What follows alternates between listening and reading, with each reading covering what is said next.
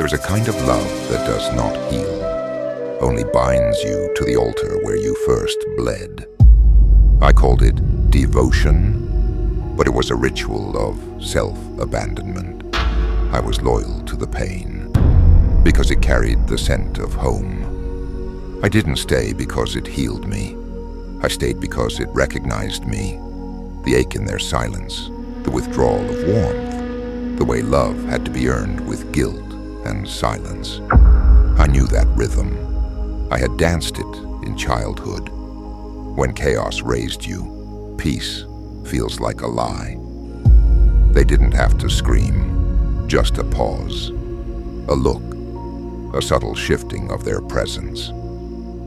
Suddenly I was 10 years old again, trying to decipher the mood in the room before the thunder arrived. I mistook vigilance for connection. I mistook survival for love. Because when love always came with terms, you learned to perform pain as proof of loyalty. Somewhere along the way, I inherited a truth that wasn't mine. If you are hurting, you must be doing something right. If you are exhausted, it must mean you care. So I stayed, not because I was weak, but because I was trained to see endurance as sacred. I wore my self-neglect like armor. I called it devotion, but it was sacrifice offered to an altar that never gave anything back. But no altar can hold you forever. No wound stays silent eternally. The fracture came slowly, not a shattering, but a soft crumbling from within. The fatigue became holy. The confusion became a map. And one day, I whispered the unthinkable. What if this isn't loyalty? What if this is the echo of an old captivity?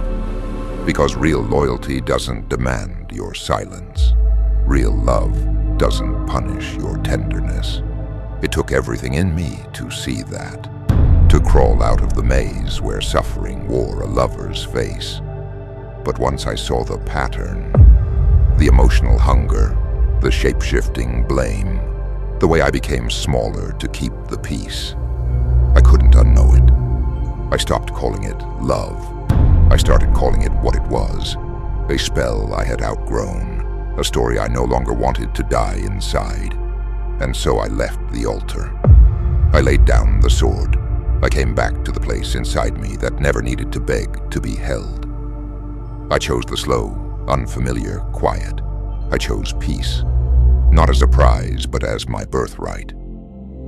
I was loyal to the pain because the pain felt like home. But I've walked through that house.